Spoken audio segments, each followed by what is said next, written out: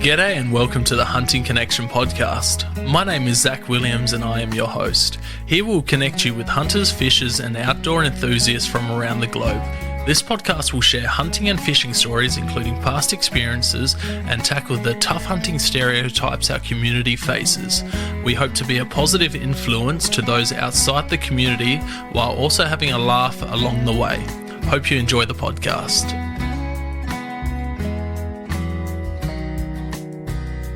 G'day and welcome to another episode of Hunting Connection podcast. On tonight's episode, I've got a very, very special guest. I've got Robert Borsak from the Shooters, Fishers, Farmers Party, someone that's been on my list since the podcast started. Welcome, Robert. How are you going? Welcome, Zach. Thank you. Going well. That's great to hear. We'll jump straight into it. Where are you from, Robert?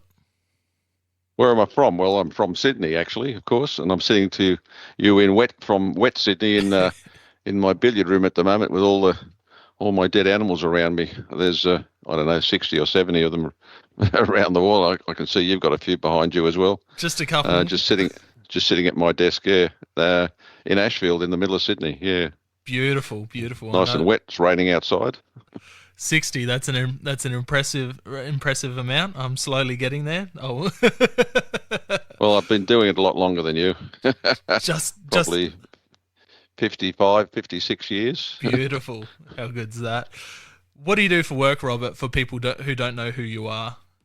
Well, look. I mean, people probably know me as a politician, and that I am. But originally, I was an accountant, and I'm still a businessman too. And really only came into politics accidentally. I was chairman of the Shooters Party in those days in 1995 when John Tingle got elected as the first shooting candidate in Australia.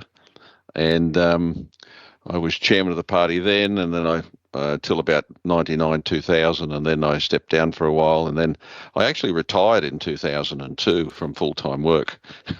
And yeah, then I was chairman of the party again, and that, I'm glutton for punishment. And we had Robert Brown come in 2006 when John Tingle stood down, and then 2007 I nominated Roy Smith from the SSAA, New South Wales branch CEO, to run for the election. He won that seat quite easily, and then. We had in the background, I had the Game Council going as well. That was, again, initiative of Robert Brown's hard work with John Tingle. And 2002, the legislation was passed. I was one of the original councillors. 2003, I became chairman of that, and I worked to boot that public land hunting program up with hire all the staff, build the software, do all the things that needed to be done. And then suddenly in 2010, I think it was about July, about this time actually, Roy died suddenly. He just went to bed on Friday night and didn't wake up on Saturday morning, unfortunately. And anyway, the party said to me, "Do you want to have a go?" And I said, "Well, I suppose so." I was chairman of the party then, and the accidental politician. So I stepped in the slot, and I've been in there ever since. I served the rest of Roy's term in New South Wales. When you're in the upper house and you get elected, you get 8 years, 2 terms of the lower house. So I was up for re-election in 2015. I got re-elected. And then just most recently in 2023, I was up for re-election. And guess what? I got re-elected again for another 8 years. Beautiful. So that's who I am. But I'm a lifelong hunter. Going right back to when I was about 14 or 15 is when I started. I didn't have the opportunity of living in the bush or doing anything like that. I actually had a scouting background. My father put my brother and I through the local scout group, and that was just sort of opened our eyes completely to nature and the bush and all those sorts of things. And I actually saw an outdoors magazine in the library at school, and that twigged my interest. And yeah, then one of my mates, his father had a property down the south coast, and it sort of went from there. I saved up some money, bought my first single barrel shotgun, and every school holidays we would go away as much as possible and shoot rabbits and foxes and all that sort of stuff, and it sort of developed from there. That's amazing. So, how old were you when you purchased this first shotgun? I think I was 15, because you didn't need anything in those days, and my mate's father had an account at, I can't remember the name of the company. They were sort of like a hardware company, and I think I paid $30 for the shotgun, and I had saved up some money and bought the shotgun, and then we used to buy bulk between myself and him. We used to buy bulk ICI isol plastics, the blue ones, and we used to go out there and shoot the hell out of the rabbits. And we used to go out night spotlighting on the back of the truck. And at one stage there, we were just out inland from Merimbula down the south coast, and many nights there, we'd shoot all night basically. And I don't know why, but we used to collect the rabbits, and at some stages you'd be up to your knees in the back of the truck with dead rabbits, and then have to throw them all out. I don't even know why we picked them up. But it was really good fun, and yeah, and it was a number of years later that I, reading the magazines, realised that there was some deer around, and I had to go and find them, and sort of developed from there. Once I had enough money to buy my own car and do my own thing. Amazing. You said that you were, just getting rid of the rabbits at the end of the night there. Were you getting money for them in those days as well, or? No, no, no. They were nothing. They had too many holes in them.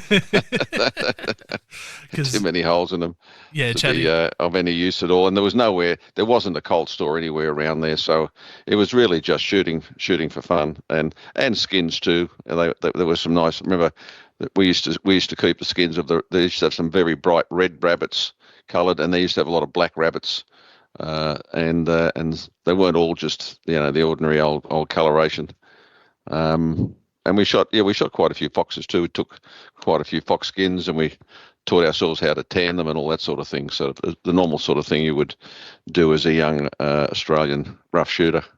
Yeah, amazing. Yeah, like chatting to my grandpa, about his younger days of getting into shooting. He shot rabbits for money. He shot foxes for money, down here in the southeast of South Australia, and he went through all New South Wales shooting pigs, and Victoria shooting rabbits and foxes, and selling all the skins and selling the meat, and yeah, pretty much funding supplementing his weekly income on weekends shooting all night of these introduced species.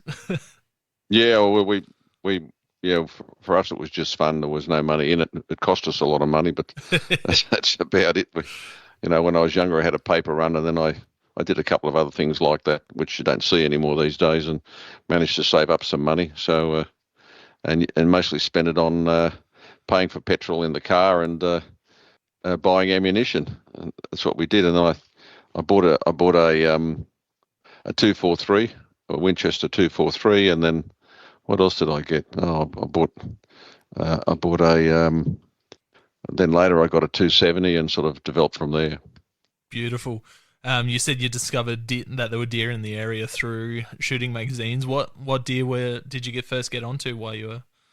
Well, I used to devour all the sporting shooters magazines basically, and there were articles in there about the New South Wales Deerstalkers Association, and they were running a scheme up around Glen Innes, the other side of Glen Innes, up around deep water, and I got into that for a whole number of years, and that's where I shot my first deer up around deep water, and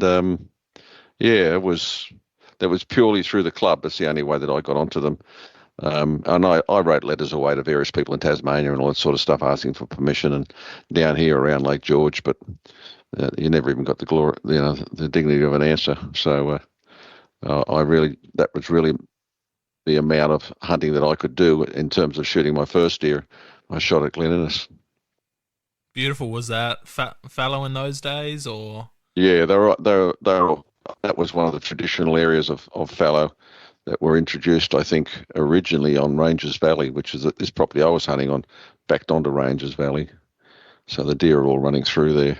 Yeah, wow, incredible. Because I don't know heaps about the deer in New South Wales and when they're introduced and what species were introduced when. I know that there was a lot more introduced than have taken ground. I heard there was seeker and all sorts. Yeah, Originally I think introduced. you're right. There were a lot introduced that didn't take, and then we've ended up, of course, with the 6 species and the Rusa, fallow, red deer. They were introduced in New South Wales, and they all stuck pretty much. But I don't think obviously none of the others did. I think they did. I think they actually did whitetail at one stage. That didn't work. And there was a couple of others, but didn't work. I think they did tried Barrasinga at one stage too, because they had a big deer park south of Sydney, which is now the Royal National Park. I believe they had a whole lot of species there, but I don't know how many actual liberations they had out of there. But certainly the Jarban Rusa did very well from there, and they populated the whole of Australia out of that herd. Wow, that's incredible. Yeah, I heard it was something like 20 plus different deer species that were originally introduced into Australia. It could have been more. I was told by one of my biologist mates, and yeah, so unfortunately for us, only the six did well. Unfortunately for us. Yeah, that's what I mean. Unfortunately for us. Oh, sorry, I thought you said fortunately. Nah, unfortunately for us, conservation wise, it's probably a good thing. But man. Well, it's in the end of the day, humans have changed the environment and made it, for cattle and sheep, and made it very favourable. Put all this water in. Not only the native species have done well, like the grey kangaroo and all that sort of thing, the wallabies and they're not the only ones that have done well. Of course, now we're seeing a huge boom in the deer species. Yeah, for us, it's the heyday of deer hunting. That's for sure. In my opinion, I think you're right. Until the choppers get in too much on it, which I'm sure we'll discuss later in. But you've covered my next question. How you got into hunting? What type of gear setup are you running these days? Chasing deer and pigs and whatever you chase. You mean what, rifle wise? Yeah, rifle wise. Look, I've sort of rotated over the years. I shot my first deer with a 243. Then I realised I did a bit more reading and a bit more experience. I bought a 30-06. Then I decided, I read a bunch of Jack O'Connor books about sheep hunting and all that sort of stuff, and I thought, geez, a 277 mil would be better. So I then swapped over to a 270. And I've shot most of everything that deer-wise here in Australia with a 270, although just recently I went back to a 30-06. And as far as international hunting is concerned, I've sort of settled on a 300 Win Mag, which I carry around a fair bit. If I'm going out, like for example, just before COVID, I went to Canada for a couple of weeks hunting whitetail over there. I took a 300 over there. Last time I went tar hunting, I took my 300 with me over in New Zealand before they went mad with that, denying access. I've just very, very recently, in the last sort of 3 years, started putting some thermal scopes on a couple of my rifles, and I've got one that's I've got a 22-250 that I've got a thermal scope on, a Pulsar XP50 or something like that, I think it is, and the other one's an XM30, I think, and that's on a 270, but one of my other 270s, and that introduces a whole new level of interesting way to hunt. No one's pretending it's trophy hunting. It's not. But with the proliferation of animals that we've got around us here now, I've got that much venison in the freezer. I can't fit any more in. And my son and I make. Well, 2 weekends ago, we made 40 kilos of sausages, and we didn't even make a dent in the venison in the freezers. I've got 4 freezers, and they're all chock-a-block. Yeah, you sent me the photos. It just doesn't take much to fill them. You sent me the photos of you guys making the sausages. It was a big family affair there. Getting down and dirty, we do it about. We do it about 4 or 5 times a year. And Robert, he lives next door to me. he and his family, they just live on it. Whereas it's just me and Cheryl. We don't eat that. We don't eat as much as they do because he's got his wife and 2 kids. So they just munch into them like there's no tomorrow. Yeah, sausages, that's something I've been meaning to get into, but it's definitely takes time. I've almost got all the gear, just need a quality sausage filler now, and then I'll get stuck into it because it looks like a great way of lowering the freezer contents. Well, yeah, once you get stuck into them and start eating them, yeah, they're very, very nice. Very nice. And then with the international hunting, you mentioned a fair bit there. You've got a pretty good career of international hunting from what I've seen and heard. What kicked off your international career of hunting? Yeah, it's interesting. I'm just trying to think where. I suppose I went to New Zealand first. I think that's really what got me going, and chased some red deer and stuff over there, but never really had much luck. And then in 1982, we set up Safari Club here in Sydney, the Australian South Pacific chapter, and 1982, not 92, 1982, and then on the back of that, I went and did a hunt in South Africa because talking to then Gordon Alford, he passed away probably 10 years ago now, but he was one of the doyens of hunting here in Australia, and certainly here in New South Wales, and he'd been over there a couple of times, and I liked the idea of all the antelopes and all that sort of stuff over there, and so I did a trip for about 2 or 3 weeks over there, and we went to first we went to up to Zululand and did a hunt up there, and then from there we then flew across to Namibia and shot a bunch of stuff there, and that was I think that was really my first African trip. I had then a whole number of trips backwards and forwards to New Zealand, and it sort of built on that, and I've been really, except for COVID, I've been doing a lot of that. I've done a lot of overseas hunting over the years. I've been hunting in Canada. I've been hunting in North America for elk, pronghorns. Yeah, you name it. Tar hunting in New Zealand.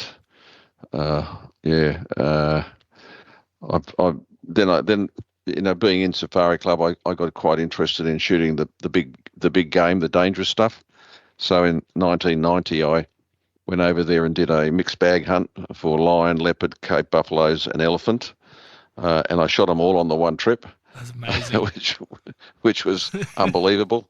And a bunch of other things. I shot a sable and a whole bunch of other things. That was fantastic. I really enjoyed that. And then on and off, been back to Zimbabwe, which is where most of that was done, a number of times, probably 6 or 7 times over the years. The elephant hunting really turned me on. I shot 8 elephants over the years, although I haven't shot one for a while because basically the price is ridiculous and you can't bring anything back anymore. So that's a shame. But yeah, well, that was, these clowns in Canberra think they understand conservation. They know nothing. I remember the photo of you circulating there a few years back of you with one of your elephants. Yeah, that was a particularly. I actually released those into the public domain. I could hide them if I wanted, but I'm proud of what I do. And if anyone wants to ask questions about it, I'm quite happy to talk about it. If you want to understand real conservation, get off your big fat acre and go over there and actually do something to help these people. That's the reality of it. And yes, I actually do enjoy it. Oh, you enjoy killing? Ooh, well, yeah, I don't mind hunting, and I don't mind killing things, especially if you're not wasting anything. That's really what it gets down to. And particularly with those animals and the Cape buffaloes and all that, nothing gets wasted. And I actually enjoy what I'm doing. Otherwise, you wouldn't do it. That's it. That's it. And then that brings with it all. There.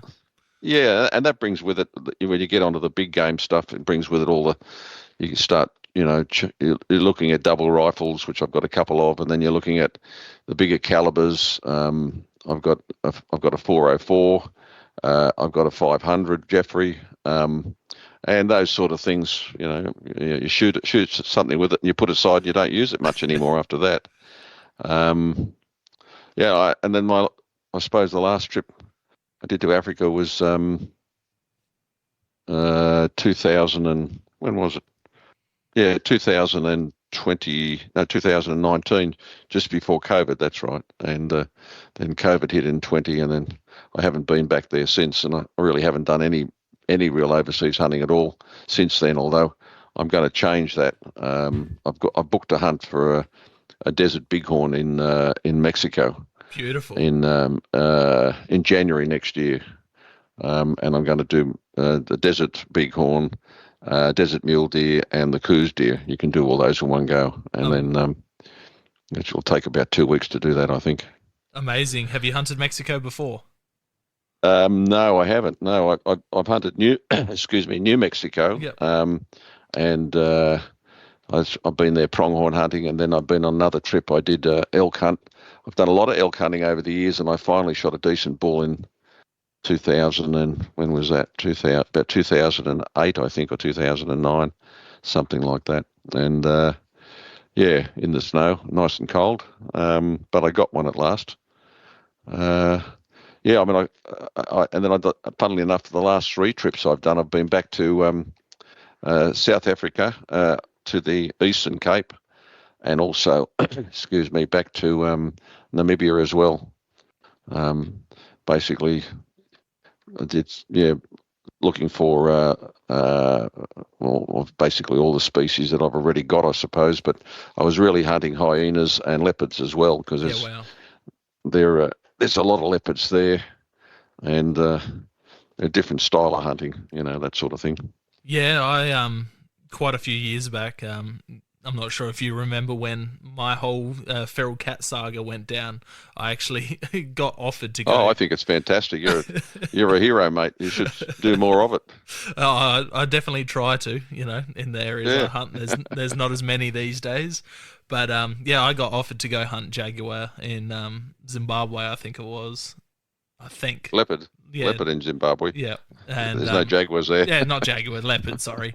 But like looking into it, the whole style of hunting is insane. Just at night with thermals, and back then it would have been more spotlights than anything. Ooh. Yeah, I don't know what happened then. We just cut out, but I think I was saying about hunting the big cats over there under the spotlight in the middle of the night over bait. Just absolutely crazy. Yeah, look, it depends on where you hunt them. My first experience was, and because we were hunting in the Zambezi Valley in 1990, those in the Dandy block. I think that was in Dandy North. Actually, it might have been Dandy South, but I got a feeling it was Dandy North, and that's where they're doing, for example, a lot of very good elephant hunting at the moment in the recent years. Anyway. There, all the cats would come out in the daylight because they don't get flogged, as they do on farming country. This is all just pure wild. And at one stage there, if I recall, we had probably 3 or 4 different leopards coming onto various baits, and then I picked one and shot it, and it was a big male tom, beautiful cat, beautiful, and he actually came probably 5:30 in the afternoon in broad daylight, and it was an awful lot of work to get him, and we did an awful lot of running around. We did that particular hunt. We did 3 weeks in Zimbabwe and had an absolutely fantastic time. Really, really good hunt. Really good hunt. Hunting on farm country is completely different. They do spend a lot of time chasing them. Especially in the low veldt, where there's a lot of farming going on, they will hunt them at night and all that sort of thing with spotlights. You're not allowed to. I'm pretty sure you're not allowed to dog them anymore. I'm not sure about that, but certainly in Namibia, you're not allowed to dog them anymore. That's crazy. How was it putting your hands on a big cat like that? Was that your first big cat you took, or was that the lion? I shot a lion first. On the second day I was there. We were out actually shooting bait for lions and leopards, shooting Cape buffalo, and we managed to catch up with a mob, and I shot one. Taken us sort of half the day, or nearly 3/4 of the day. So we went back to walk out of the escarpment to pick up the truck, and then bring the truck through to pick up the animal. Anyway, when we came back, it was the lion was there on the bait already, and we snuck up on him in the long grass. I got to say, I was a little bit sheepish about that, but we snuck up on him, and I shot him at about 30 meters in the long grass with my 338, and he didn't move. He just fell over, then poof, gone. Crazy. Yeah, talk about lucky. Goodness me, unbelievable. So there goes the lion hunting. So then we chopped that one up. I chopped up a couple of buffalo. I ended up shooting, I think, 4 or 5 buffalo on that trip. So two very nice bulls that I've got mounted still here at home, and a couple of others just for bait animals. Yeah. Yeah, amazing. What's it like walking up and putting your hands on a big cat like that? Like your adrenaline must have been just insane. Yeah, well, yeah, well, certainly a lot of adrenaline, and it's just amazing. It's just a bloody big animal, and they really very heavy boned. I mean, that lion, I shot him on the shoulder at 30 or 35 meters with the 338 250 grain Nosler petition, and it didn't come out the other side. Yeah, wow. He'd be, I don't know, 2 foot thick, quite a thick animal. But those bones are so hard. It's just amazing. It was just sitting. I don't even think it was sitting under the skin on the other side. I think it just lodged in the shoulder on the opposite side.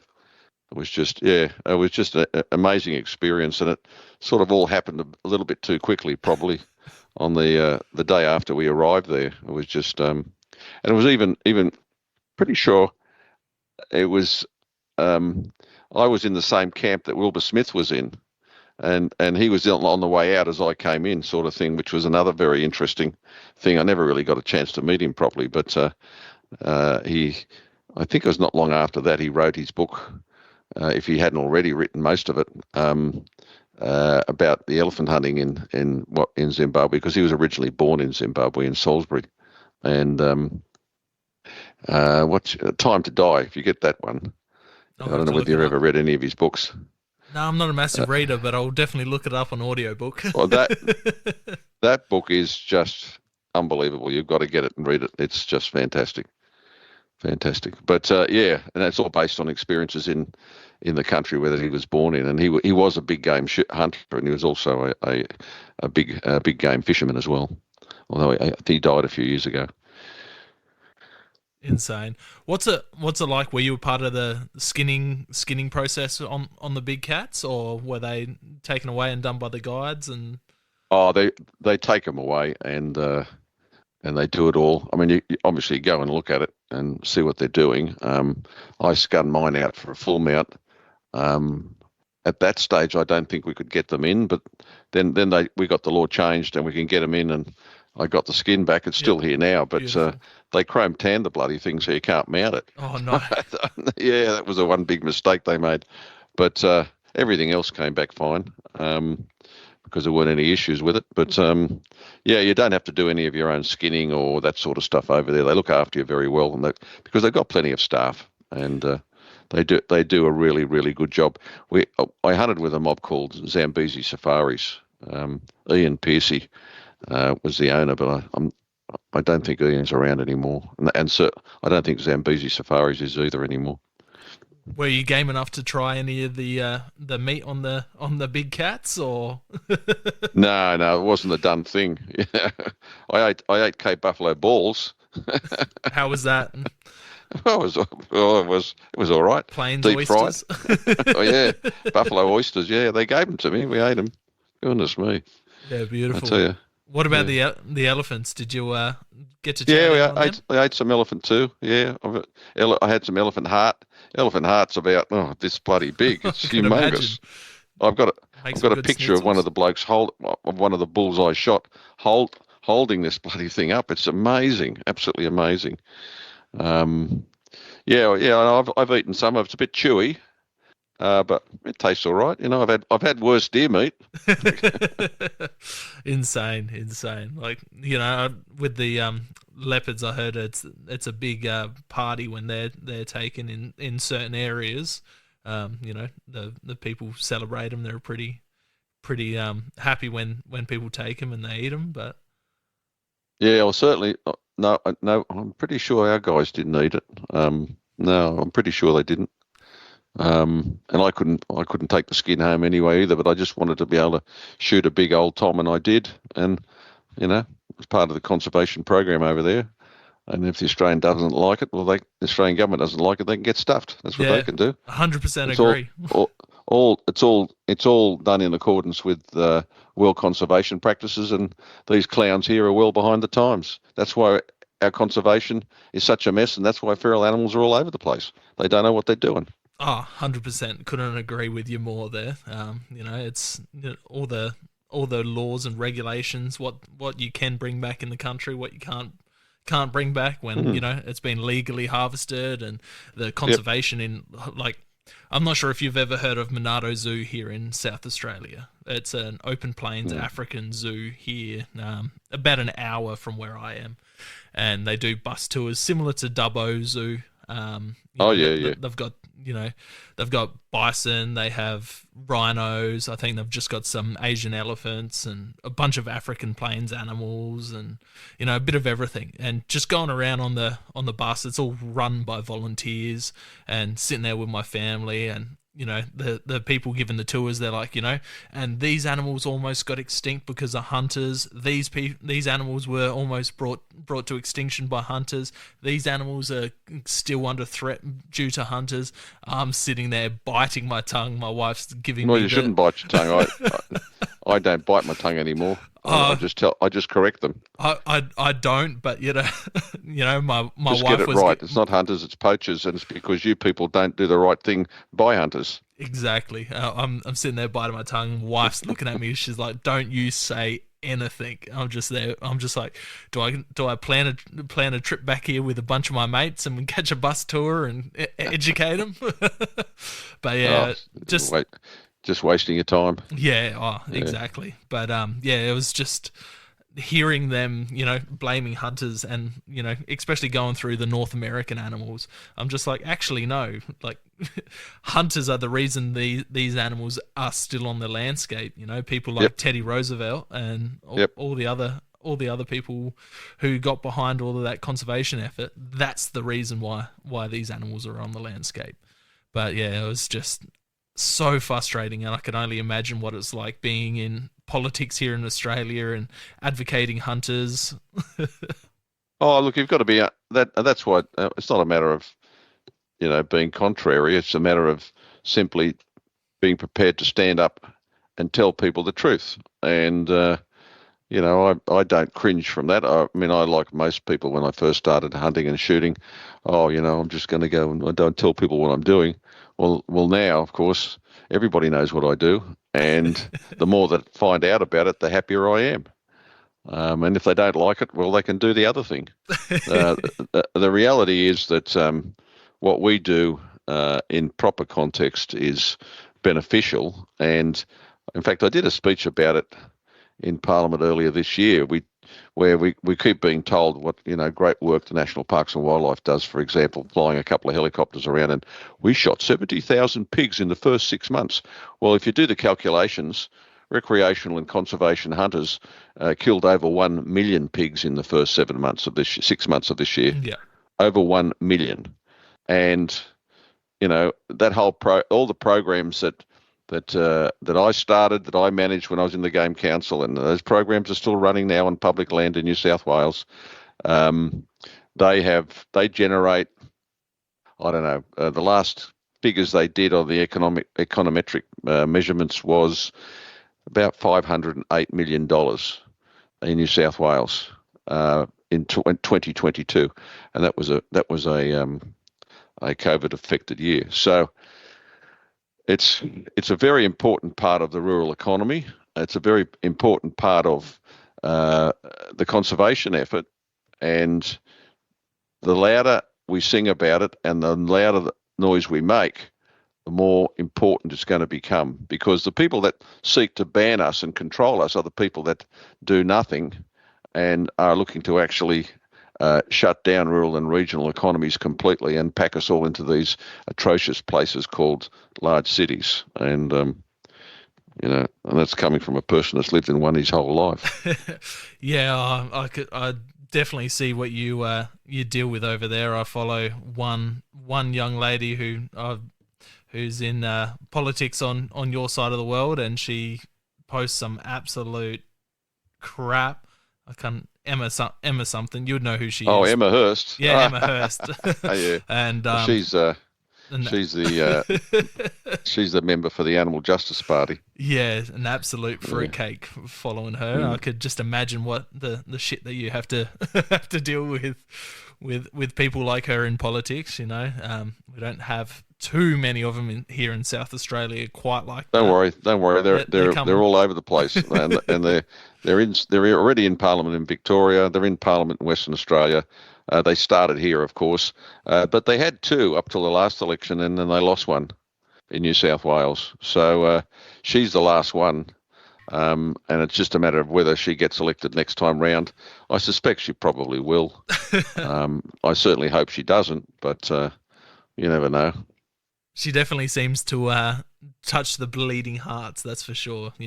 Seeing all of the content that she puts out. I just look, that she has put stuff to do with the helicopter culling up, and I'm like that's something we could bridge together, and if you could work with someone like that, which there is no working with them, but we do all have similar views on the helicopter culling side of things as they do. Look, I've done a lot of that stuff, especially because she chairs an animal welfare committee, and I'm one of the members on that committee, and we're doing we haven't finished it yet, but we're doing a inquiry into the Brumby culling, and I've run a harder line against helicopter shooting, against the RSPCA, and against the National Parks and Wildlife Service than what she can, because she's got no knowledge, skill, or experience in any of this stuff.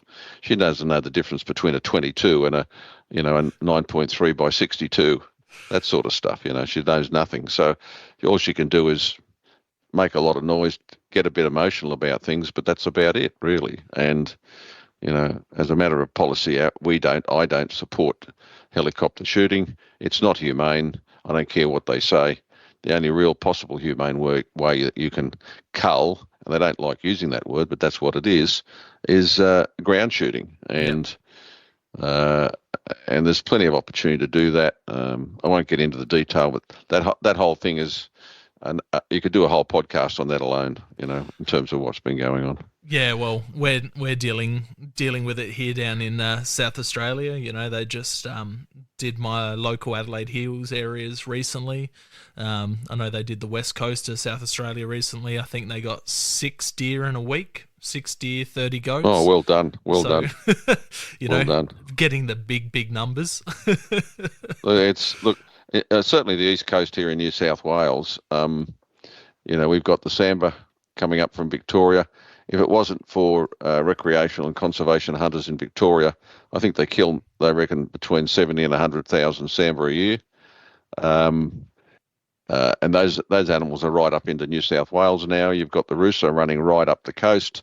I'm shooting rooster up at the back of Forster, about an hour's drive from my cousin's place up there. And those deer 10 years ago were not there. They're there now, not in huge numbers, but they're there. And you can just keep on going up. And then as you go inland, you've got fallow, you've got reds. And the biggest vector for all of this, in New South Wales at least, is the National Parks network running right up the Great Divide. And there's no way they're ever going to control them with helicopter shooting. So most of those animals were seeded by the failed deer parks. Around Port Macquarie, it was rooster and Samba, for example. In other parts of the state, reds, failed parks. And most of those, I suppose, through the 80s and early 90s, those places couldn't compete on the venison market or on the velvet market. So and droughts came along and all that sort of thing. So the animals were either escaped or were liberated. And now we're actually seeing a major explosion in deer numbers. Up the Hunter Valley, there's good sambar numbers up there now. Barrington Tops National Park's got sambar starting to pop up around the place. And all these places are inaccessible to people like us. Yeah. So they jump, if you want to talk about hunting in national parks, they have a conniption, so we don't even talk about it. What's the point? Yeah, we have the same issue here in South Australia. As you're probably aware, we have no public land hunting apart from the odd area for waterfowl. But for anything else, we've got nothing. We had unalienated Crown land here for a little bit, but that's all gone. We're seeing exploding numbers in goats here in the Flinders Ranges, deer in the Adelaide Hills and the Fleurieu Peninsula, and goat. Deer along the southeast area as well, but they're just parks. All the deer breed up in the parks, and then we've got our government going around and threatening farmers, saying, "Hey, we just did a helicopter cull in the park here, and now there's 60 deer on your property. If you don't let us shoot them on your property, we're going to fine you." Yeah, well, this seems to be a very bad authoritarian streak in what's going on in SA, that's for sure. New South Wales, they would like to do that, but they can't get away with it. So, and in New South Wales, the national parks are, by definition, bad neighbours. I mean, fires, most of the fires, 90% of the big fires start on their properties. Burn fences. I've done a lot of inquiry work into some of the big fires. There's no compensation. The national parks just walk away from it all. Yep.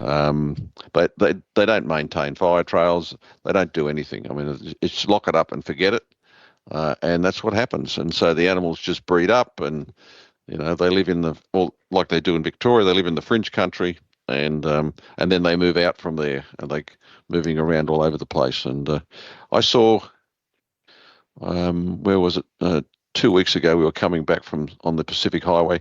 We crossed the bridge at Hexham, came down towards the New England Highway where it joins, and there, laying on the side of the road, was a dead sambar.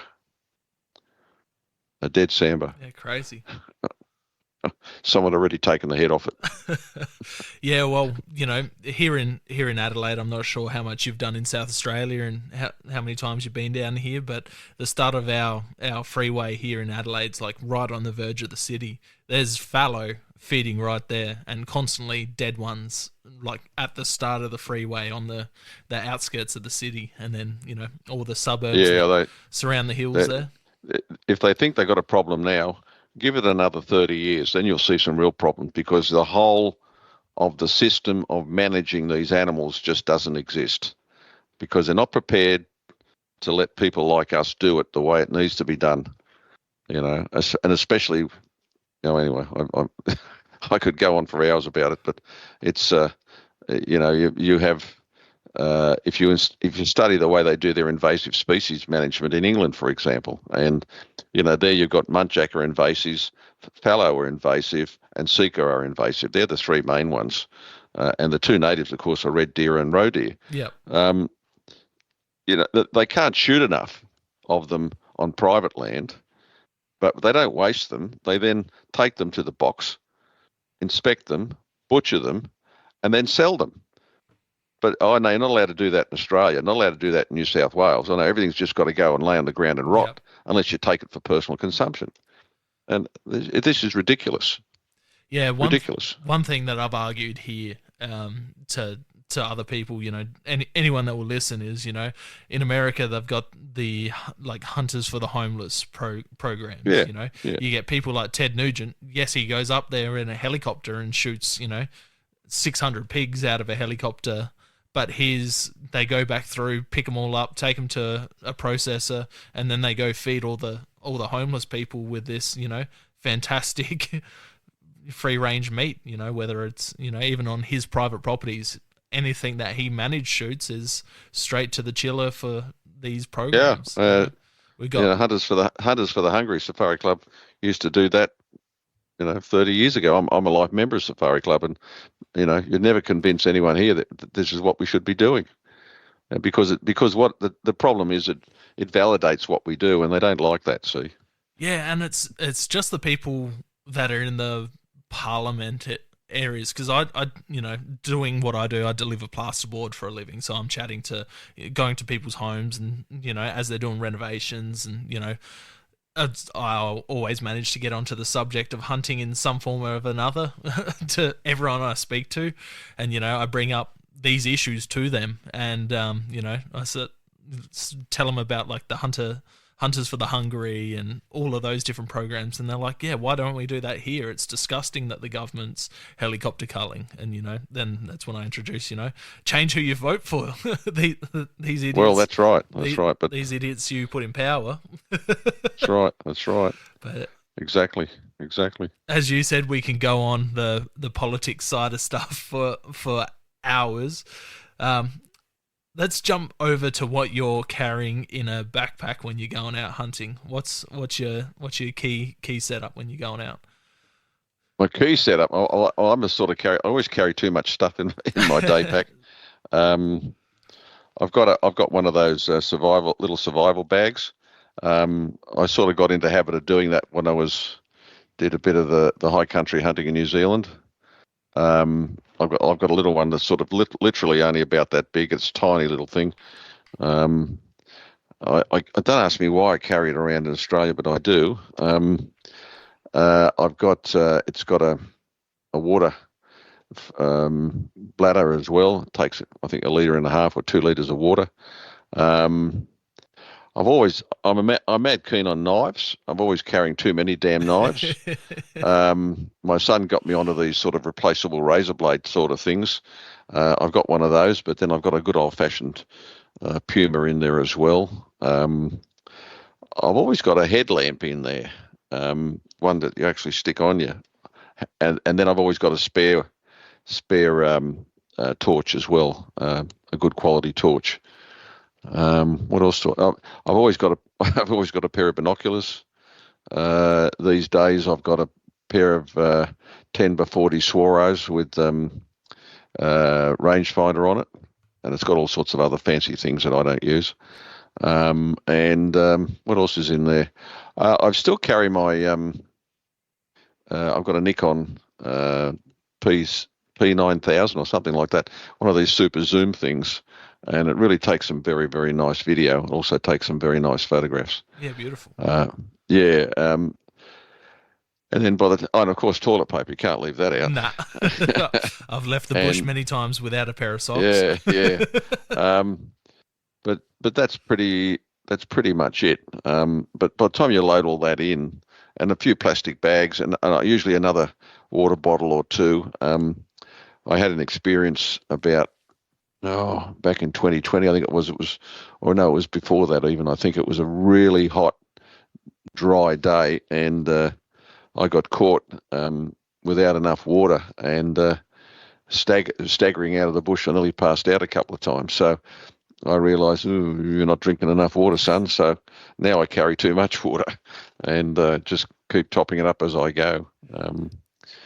But that's about it, really. And of course I've got my licenses, and we always got to carry those around with us. I always take my game license with me, and I keep my Victorian game license and my New South Wales one in the same sort of little kit, a little folder. So no matter where I am, it's just there when I want it.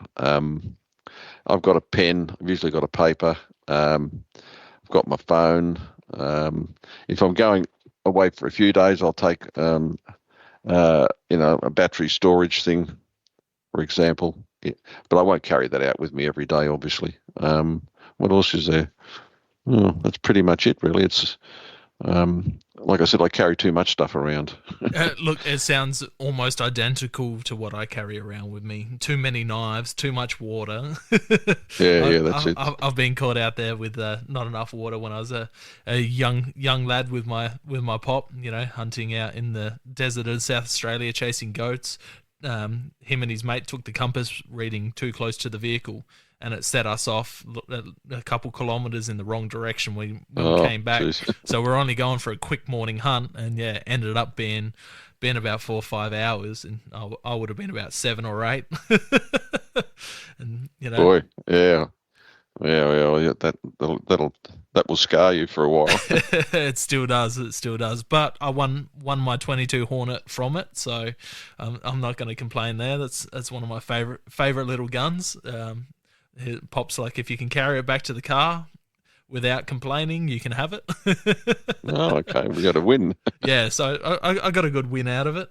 But yeah, it's those little disposable blade knives are absolutely brilliant for. You can they're really great invention. you can break down a whole animal with them if you're patient enough. But they're absolutely beautiful to use. Very sharp as well, so you got to be super careful. I've got a few nicks from those little bad boys. Are you using a bino harness when you? Yeah, I do. Yep. I've sort of got into those in about the last 10 years, but I bought one of those things that sticks on your chest to stick binoculars in, but Yep. I found it too unwieldy. So I actually gave it to my son. He uses it, but I don't use one of those, but I like the harness. Yeah. Because it keeps control of the binoculars rather than swinging around all the time, which is what they used to do. And probably the last 10 or 15 years I've been wearing the harness. It's really handy, and I find it very convenient. Yeah, I started off with the binos in the bag, and then went to like some stretchy bino carrier harness thing. But now, that front chest rig, that's one thing I don't leave the house without. Got knives, lighters, wind checker, rangefinder, everything in there, and it's just beautiful right there. You can drop your pack, and you still have. Yeah, oh yeah. No, I found it a little bit off-putting to have all that up my chest, so I just have the binoculars there, and that's it. Yeah, beautiful. And the luxury of having a rangefinder in the binoculars is just unbelievable. Oh, I've heard. I won't be able to afford one of them for quite a while, but it's money's in there saving eventually. Yeah. What would be your top 5 items for a beginner? Top 5 items for a beginner. Well, I suppose I would. And I'd combine them. You want to get a really good, solid hunting boot. And it depends on where you're going and what you're doing, but I've got when I was really active in the bush, I'd burn through a pair of boots, and I think it was more down to their poor manufacture. It didn't matter what they were. If they were made in China or somewhere in Asia, they'd fall apart after about 2.5 seasons.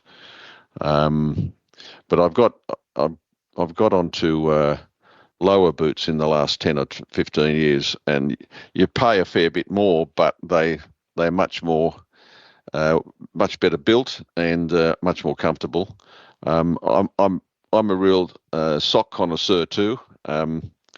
I'm very choosy about what socks I put on, so you can put the boots and the socks together. And I've only really been buying 75% wool, Australian wool socks. Again, a little bit more expensive, but they wick beautifully in your boot. They're very, very comfortable. I can wear them all day, and in fact, when I get back to camp, I don't even notice them. I don't have to take my boots off. That's how comfortable they are.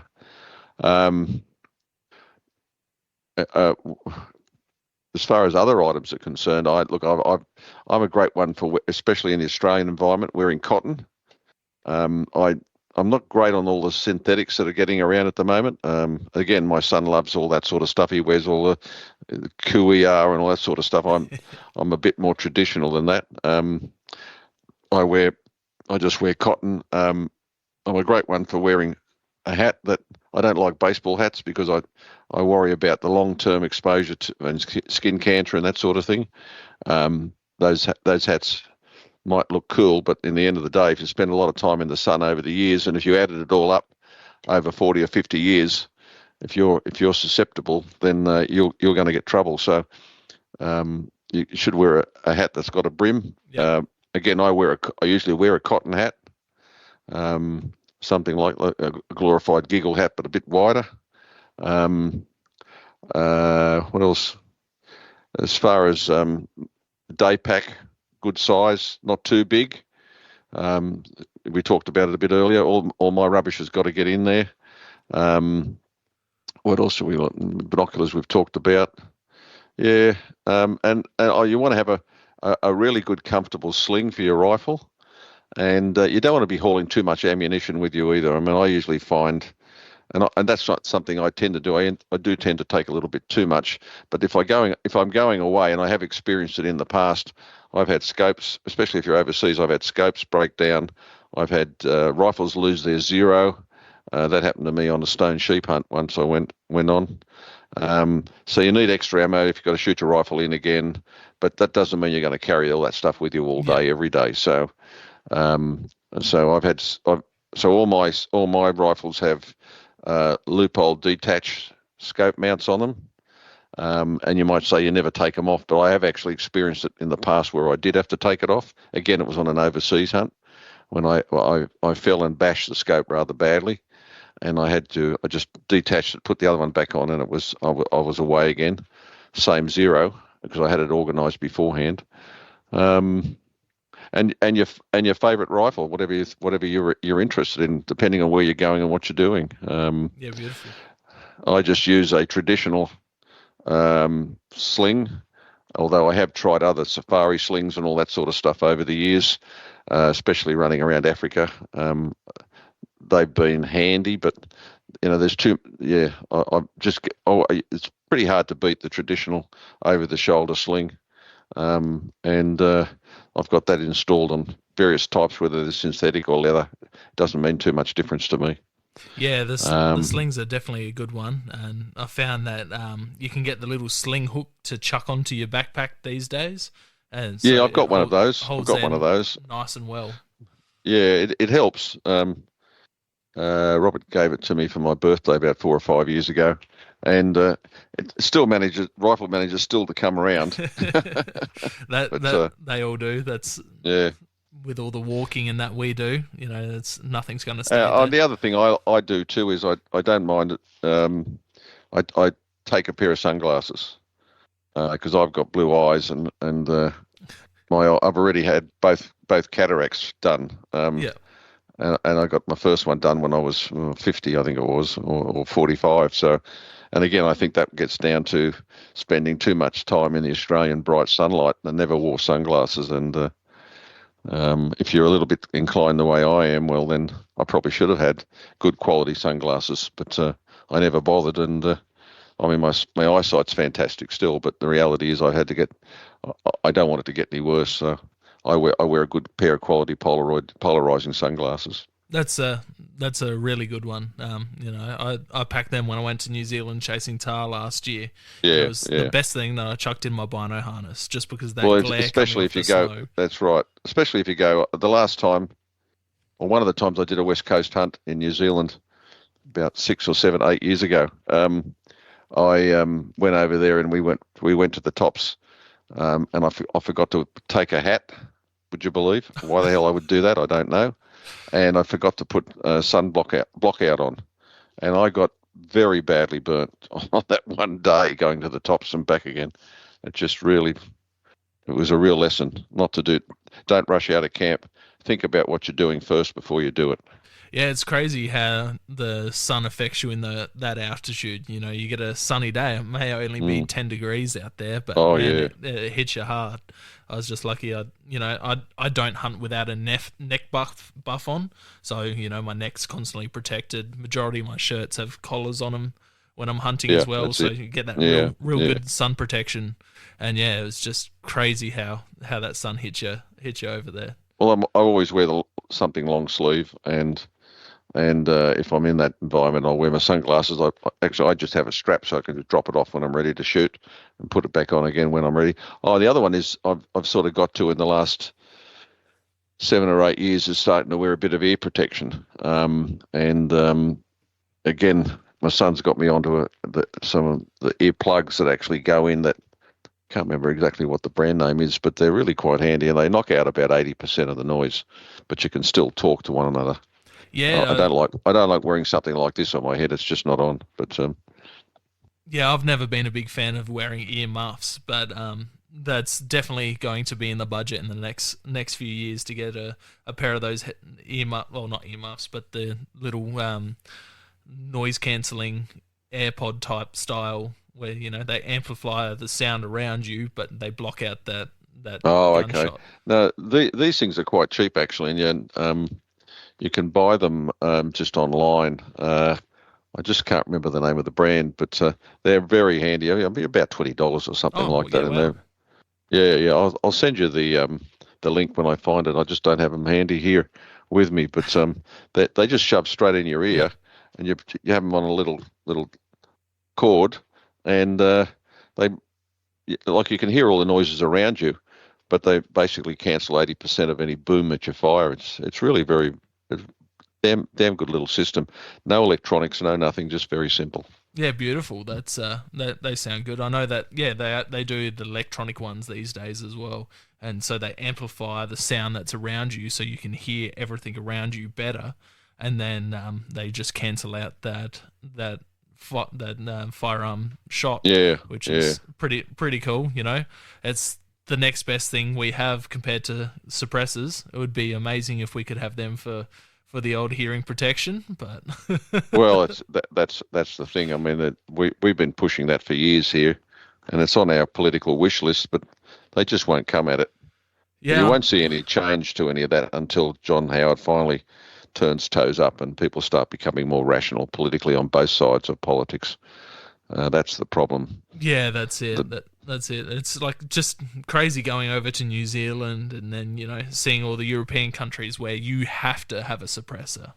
yeah, You can't shoot a firearm without a suppressor, pretty much. exactly. Moving on though, what have you forgotten on a hunting trip? Well, I've forgotten ammunition. I've forgotten my bolt. I've taken it out. Um, what else have I done? Yeah, it's pretty much it. I, I've forgotten my licenses.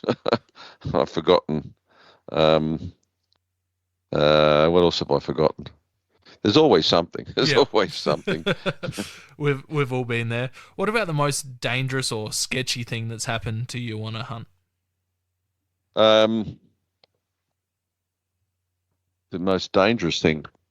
I fell off a mountain once in Fiordland, um, but I managed to survive that, uh, and been chased around by a couple of elephants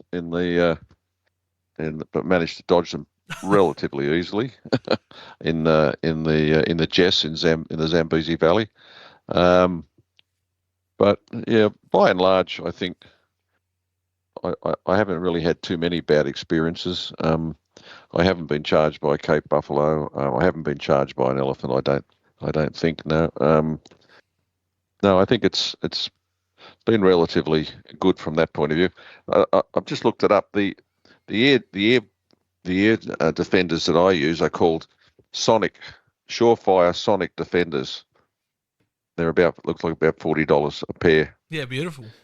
Sonics, they're the ones you want to get. They are absolutely fantastic. Beautiful. They sound like the perfect price range too, so I'm definitely going to check them out too. Or you can get them on Amazon for $26.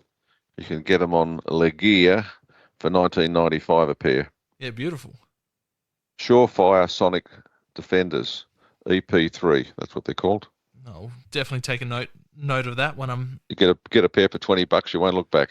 beautiful. Yeah, that's one thing. Like, because I take my youngest, my 4-year-old, out with me, and that's one thing that I'm pretty hard on is that he always has his earmuffs on. So it's trying to drill him into bad habits I've picked up. Yeah, yeah. I've got permanent ear damage, and I've got tinnitus, and I've lost a large part of my range of hearing, and most of it relates to shooting, especially big rifles.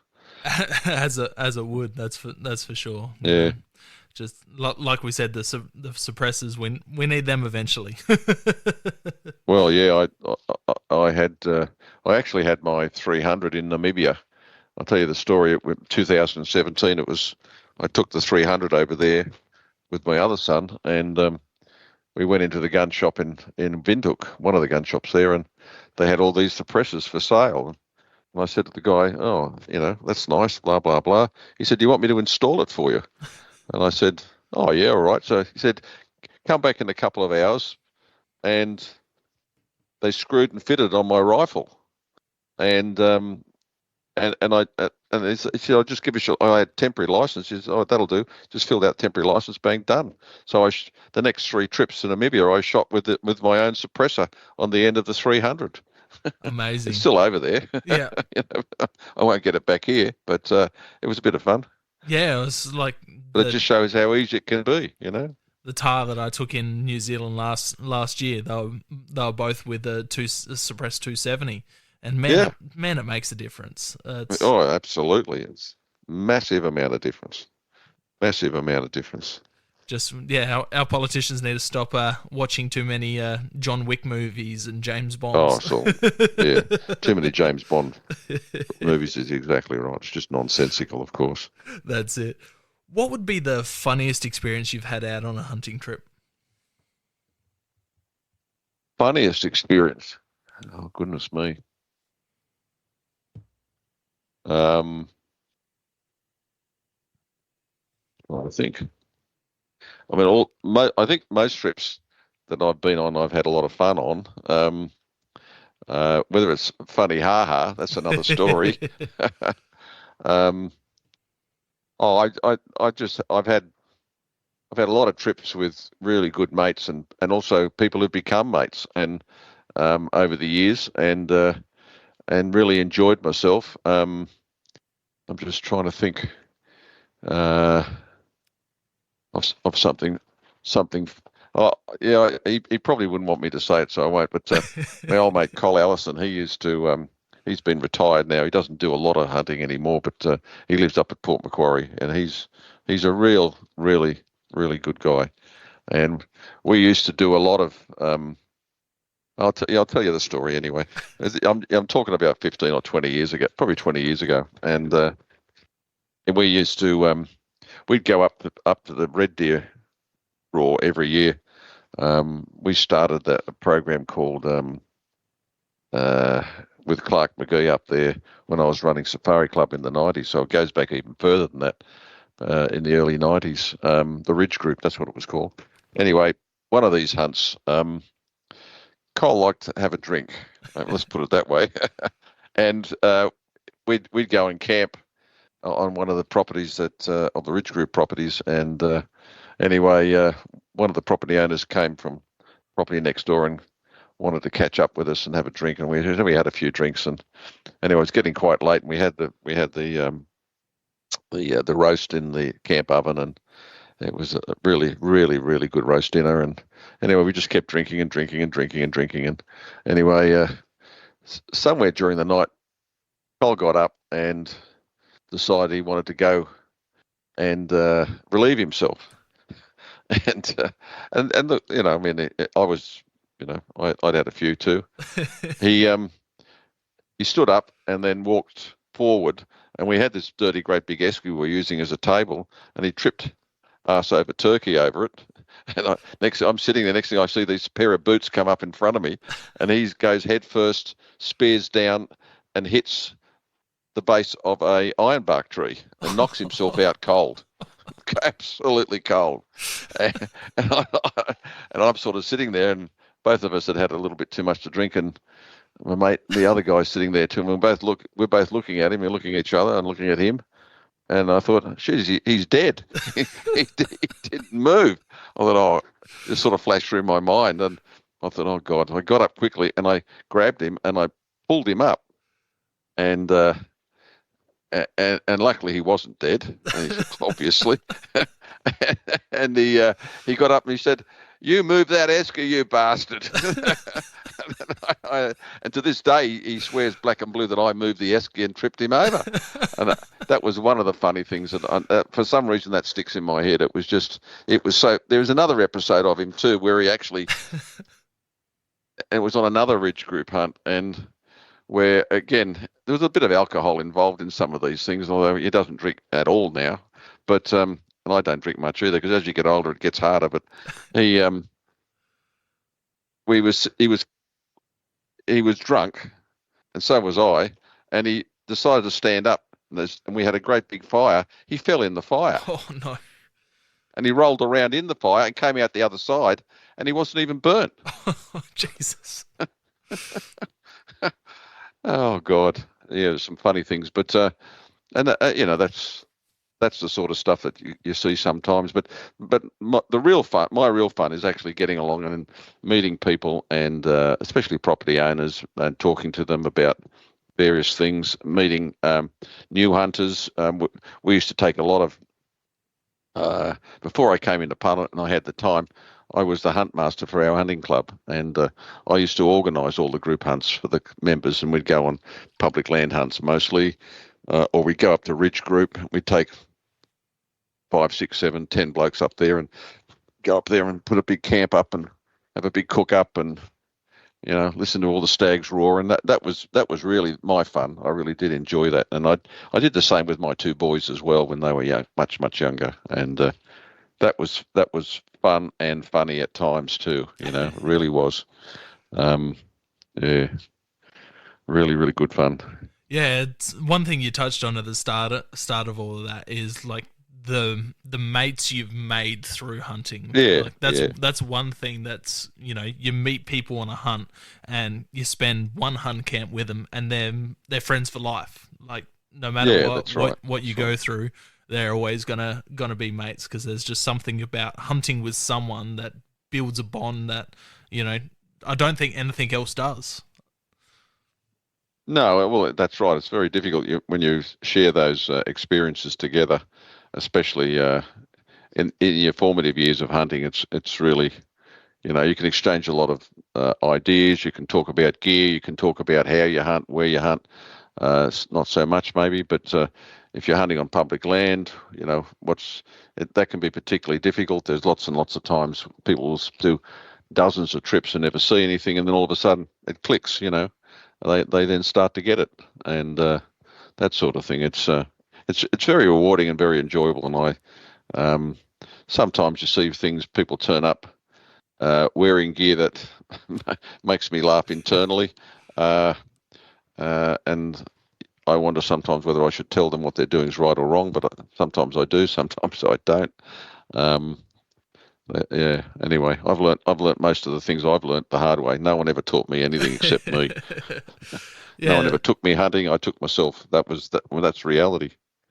Yeah, that's amazing that you were pretty much self-taught with hunting. I've always had a mentor, being my pop, and yeah, just seeing how many these days that there's mid-30s guys, late 20s guys getting into hunting. They see programs like Meat Eater, and they're like, oh, I want to try that. Yeah. And then they, like you said earlier, people don't even know that there's deer in Australia sometimes, No. And that they work that out, and they're like, oh, they put the 2 and 2 together, and they want to get into hunting. And well, in a way, I mean, obviously it's a lot easier now than it was, 55 years ago when I started. There was, to know where deer even were was a secret.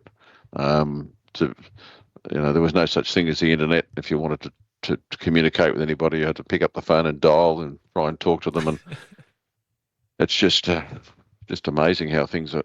And especially now, you talk about Meat Eater and shows like that. I mean, that's just, the way he pontificates, but also, it's a fantastic show. I love it. And I've seen all the episodes of everything probably twice or 3 times, but yeah. He's such a great salesman for the hunting culture and what he does. And it's so, in that sense, it's a lot easier to try to get into it now. As you say, if you start at 30, it'll be like me starting at, at the age of 40, you can go to a gun shop. They got all the clothes, they've got good gear, they've got all the firearms, they've got all the ammunition.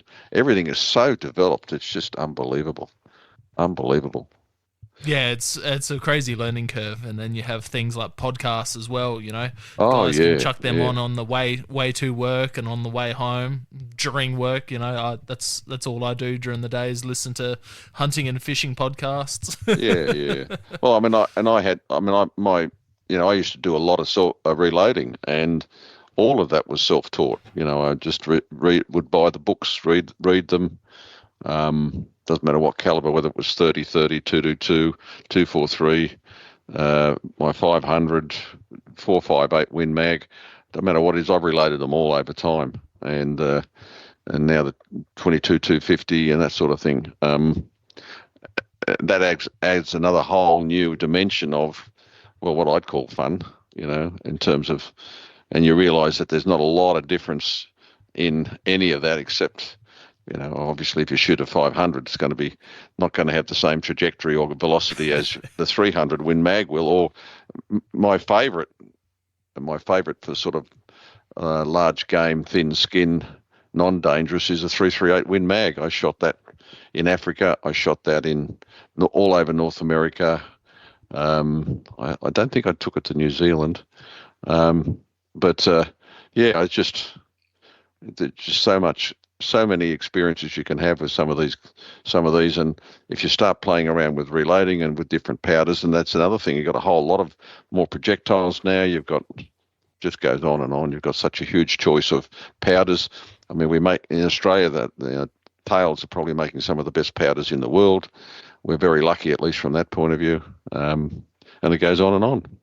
Yeah, some of my fondest memories as a kid was sitting in Pop's reloading shed and helping him reload as a kid. Like, sitting there on a cold night, he'd have the little gas heater going and would be sitting there, cleaning brass, and, anything I could do to help, I'd be there helping him. It was, it's something I haven't gotten into yet, but it's such a rabbit hole as well.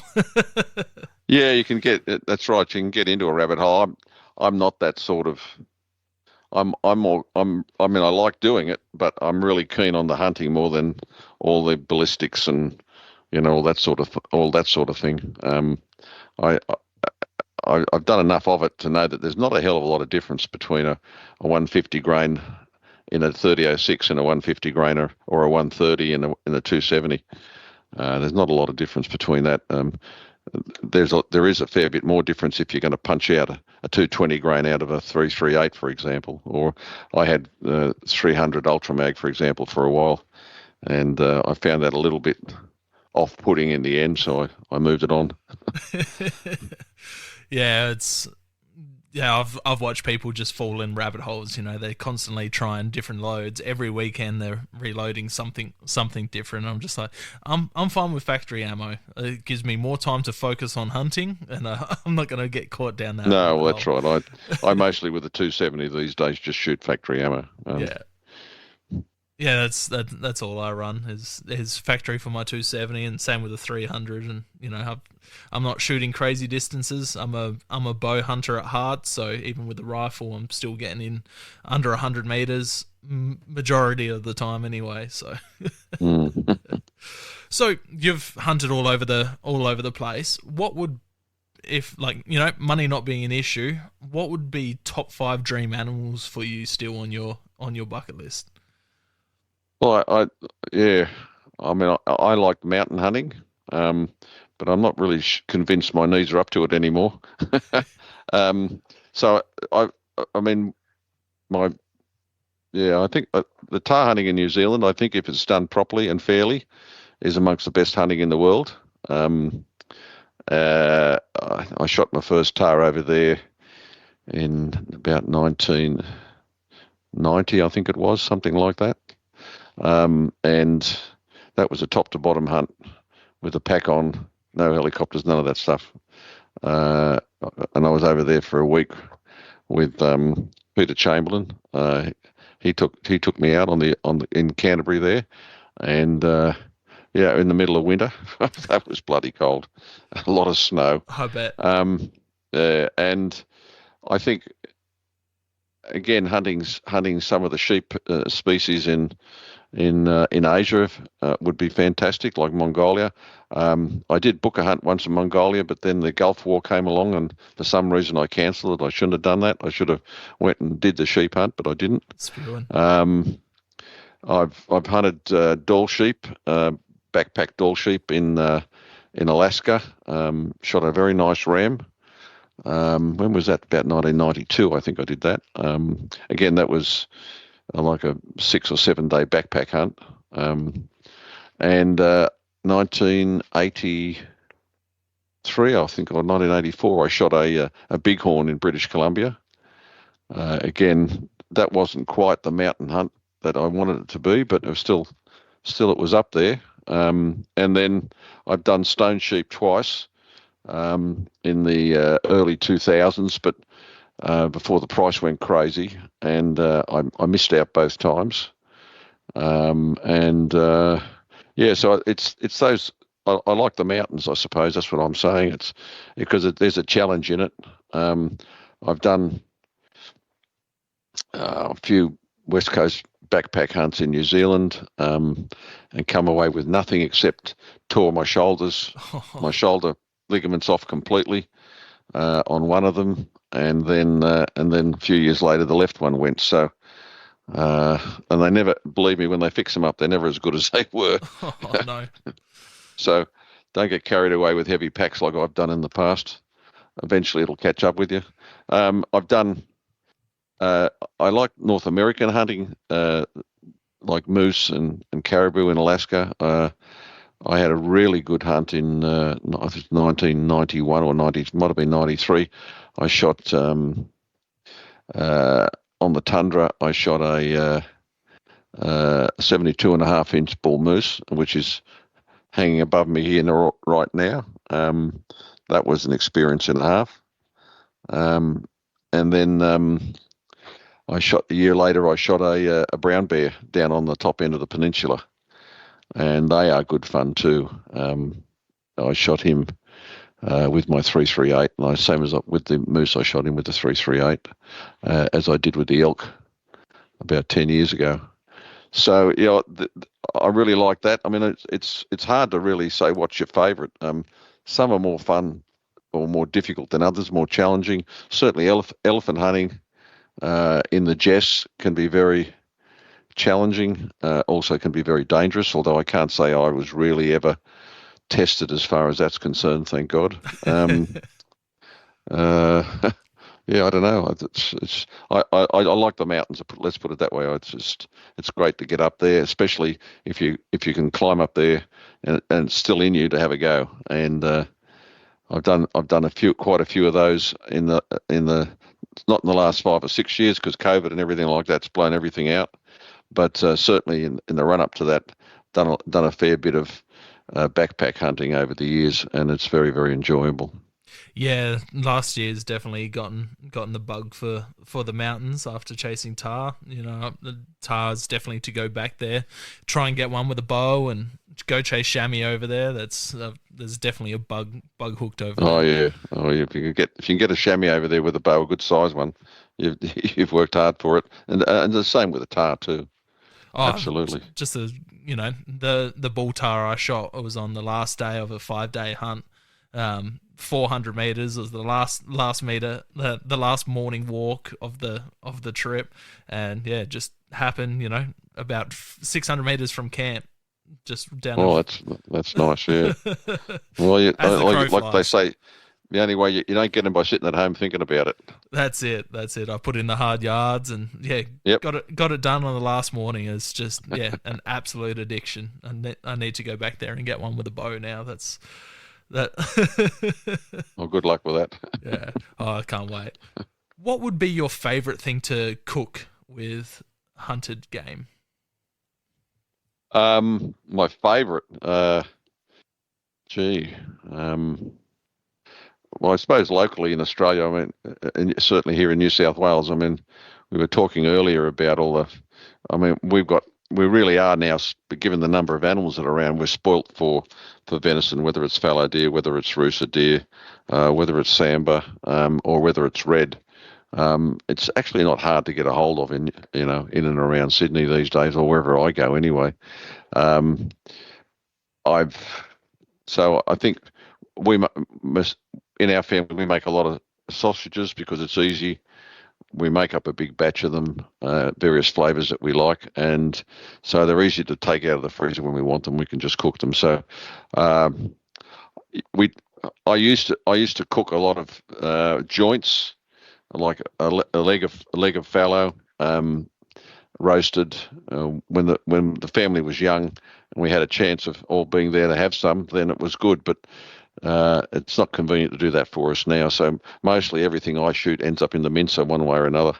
Although I must say the hog deer I shot last week on Sunday, or not, sorry, last month on Sunday Island, um, I brought the whole thing off in my freezer, and I had the back straps, and what else did we have?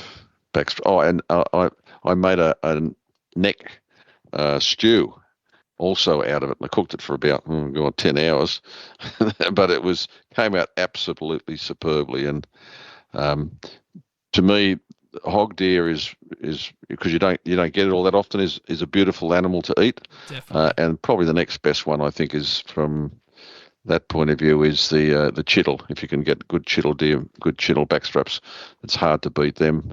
Although I have had pronghorn um, from New Mexico shot, and that was just spectacular.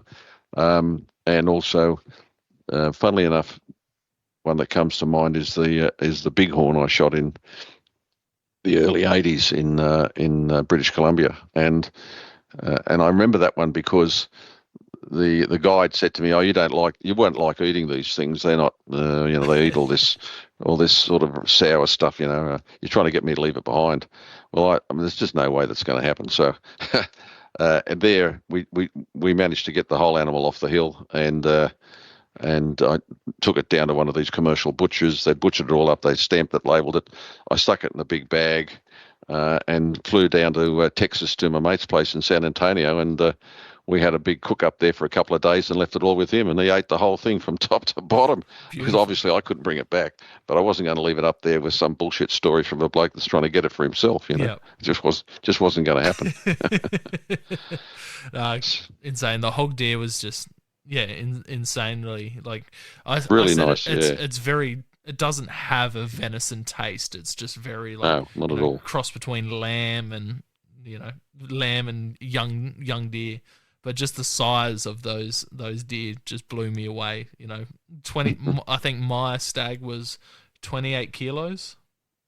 Yeah, the one I shot was gutted was 25. Yeah. Insane. Yeah. And they say that the Snake Island and the Sunday Island deer are quite a bit smaller than the mainland. I think they are. Yeah, they are. There's an awful lot of animals on the island.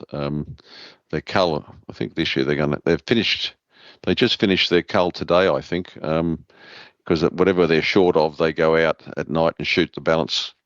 They would have done that yesterday, I think, and probably tonight. I think they're trying to shoot 140.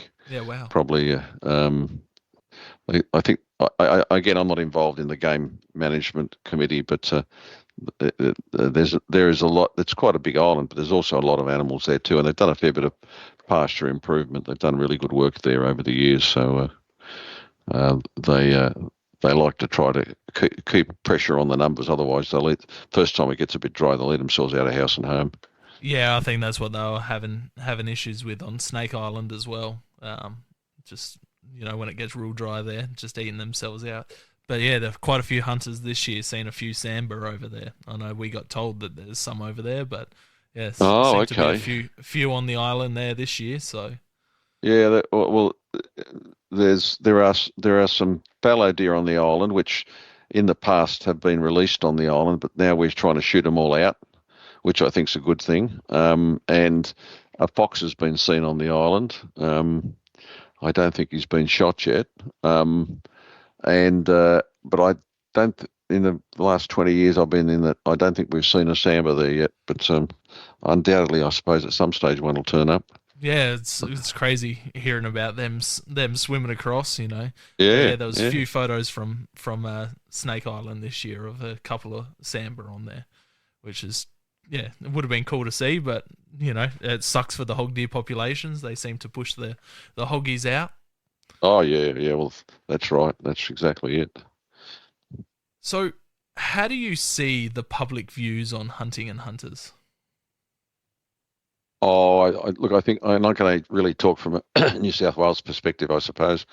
Excuse me. I mean, I think, as I said earlier, I'm unashamedly a hunter first and foremost, and I get up and actually I talk about it in Parliament. No one there is surprised by me getting up saying anything anymore. It's all de rigueur as it was. The last government we had, because we had guns, and Johnny Howard's their worship to God, spent 12 years just kicking the hell out of us, and politically it was very difficult. I just hope that this government, they haven't started out this way, so hopefully they don't go that way. But you should never hide what you're doing under a bushel. You should always make sure that you have the highest possible ethics when it comes to talking or doing things with guns or with hunting. You should always talk in terms of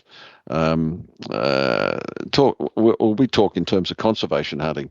And they say, oh, what's that? Well, excuse me, the more animals that we take out, the more room there is for other species, and the native species primarily. And that if that can apply to any native species. I'll give you an example. We recently discovered that in the Bondi State Forest, the long-footed potteroo has been found there in New South Wales for the first time, and there is a well-established population of them in that country running up to the border and in Victoria, but they'd never been found in New South Wales before. Now, I'm quite prepared to take the credit for running conservation hunting programs in Bondi State Forest in a totally unscientific way since 2006 when we first started shooting in there. Yeah. And, the why and how they got there, we know where they came from.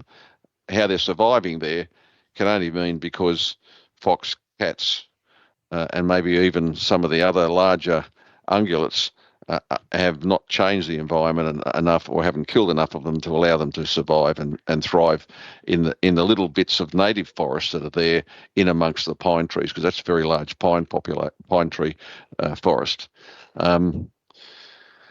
So my view is that if you put enough hunters through that sort of environment and keep the pressure on the non-natives, it's got to make a difference. You forget about all the science and all the other rubbish like that. If people are going to go out there and shoot heaps and heaps of deer, which they do, and foxes on site, and feral cats on site, and all those species, and those forests are run on the basis that we've been running them now for the best part of nearly 20 years, there has to be some hope for beneficial effect. And we're pointing at the long-footed potteroo in Bondi has increased its range from Victoria into New South Wales.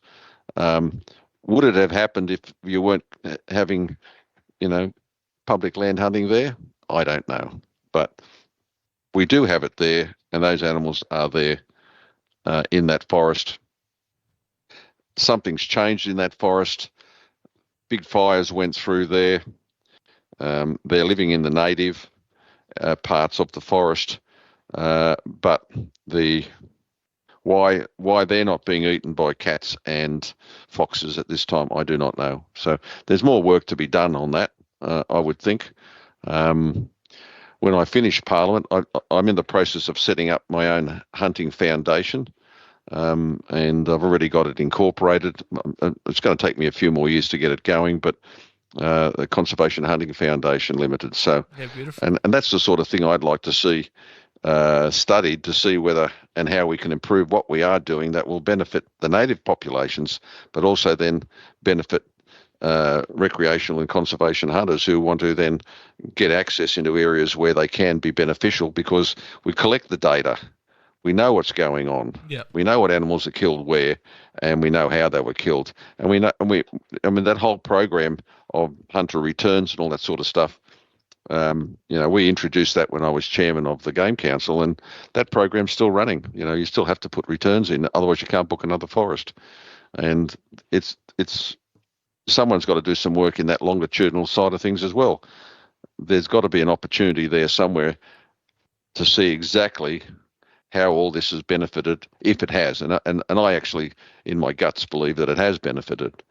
What native species that we have unique in Australia can do by us doing what we like to do, that can then directly and indirectly benefit the native species as well.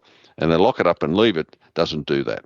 Yeah, exactly. That definitely sounds like a good success story, no matter how it was caused. But yeah, hopefully that hunter pressure on those uh, foxes and cats and all of the other animals in that area is definitely helping them.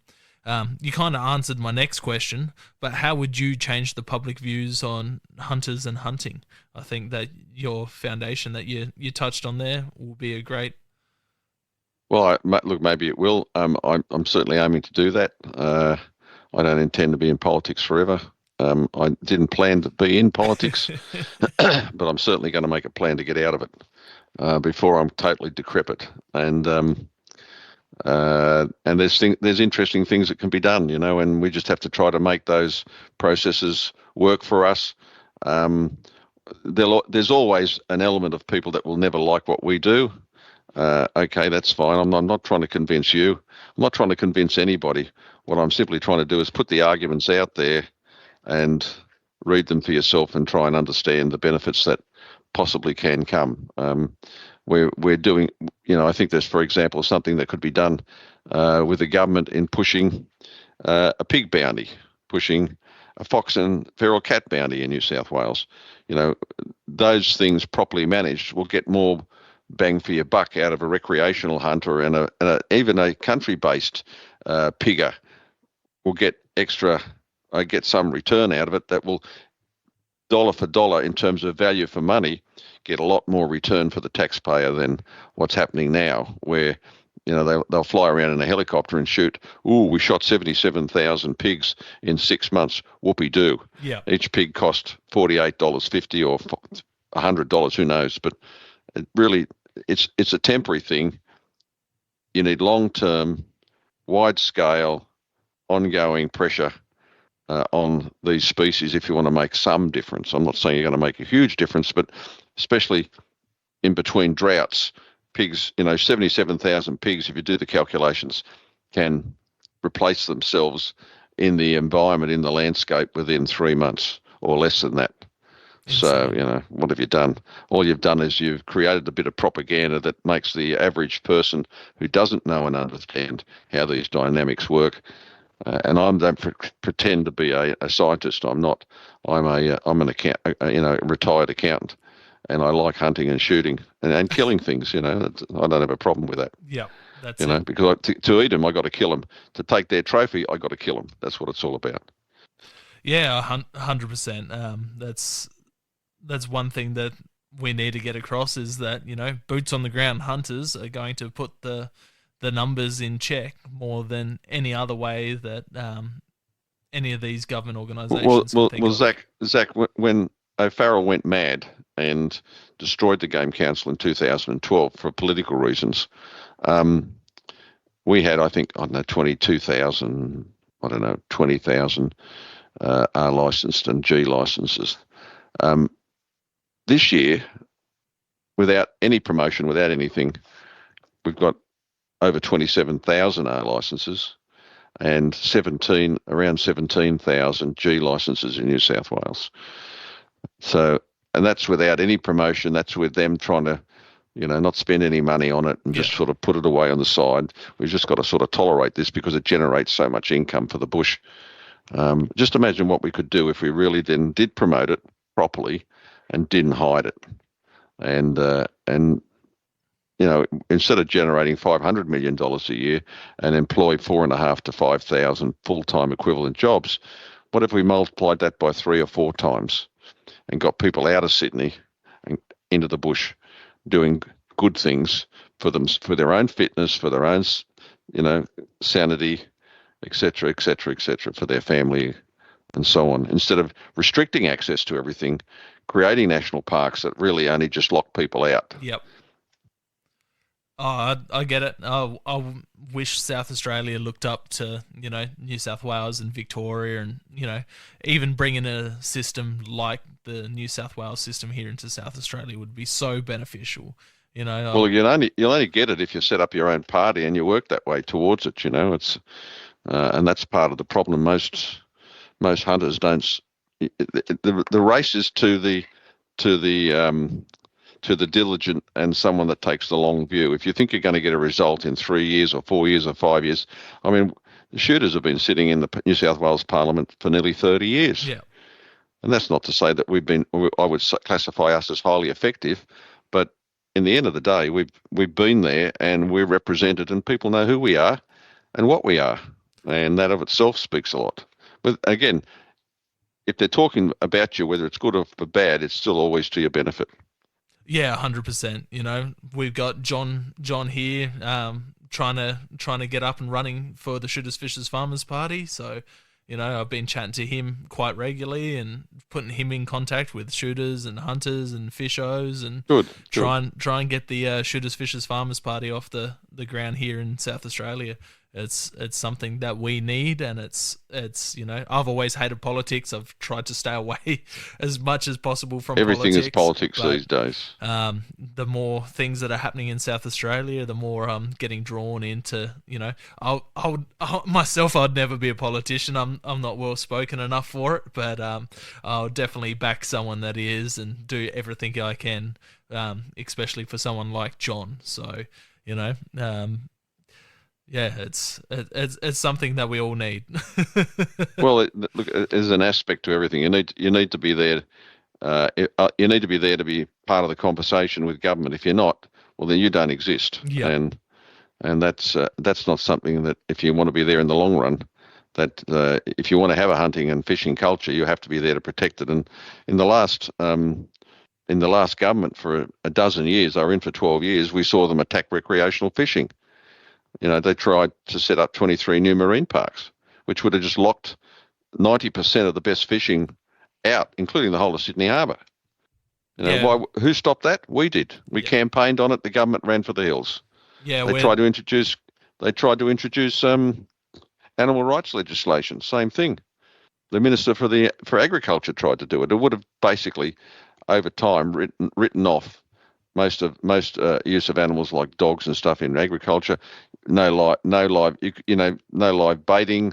No, fishing would have been, these are sentient beings, so therefore you're not allowed to catch them on a hook, and then hunting exemptions would have disappeared, and gradually over time, culturally, it becomes harder and harder. But beating it once isn't enough. You've got to be then on the watchtower to work in advance to make sure that these things don't raise their head again, because they will. They will. And it's not gone. You talked about Emma Hurst before. I mean, those people want to have dogs and, well, they don't want you to have dogs and cats. They'll pretend they do, but they don't. They don't want any animals at all. We've all got to eat cockroaches, and that's where they want to take us. Sweet. And animals have rights, and animals should be allowed to vote. And it just goes on. It's this crazy. They want to put a legal system in place that will, well, anyway, I'm not going to go through it all. But if this has carriage in these large metropolitan areas, it does, like Sydney, Melbourne, Adelaide. These people, oh, look at this, that sounds like a good idea. Oh yeah, well, let's do that. Yeah, we're seeing it on all forms: the hunting side, the fishing side, the agricultural side, the racing side, where John's come over from, which is it's good. Greyhound racing, that's right. Yeah, have someone like we saw the same here. We saw the New South Wales government try to ban greyhound racing in 2016. Yep. We campaigned against it. Managed to overturn it with a bit of luck, And they just don't stop. Like I said, I follow that Emma Hurst quite closely, just to see what craziness she's spreading out there, and just constant greyhound. That's all they want, is the end of the greyhound racing. Which, talking to John, they've just got a complete misconception on, well, yeah, it's all a misconception, and feelings based over actual facts, and what I clicked with him on. It's exactly the same in the hunting and the fishing side of things. Yeah, that's right. That's right. But Exactly. we're coming up to the end of the podcast now. This is hands down my favorite question of the podcast. I always get such interesting answers from everyone, and I can relate to every single answer. What is hunting to you? Gee.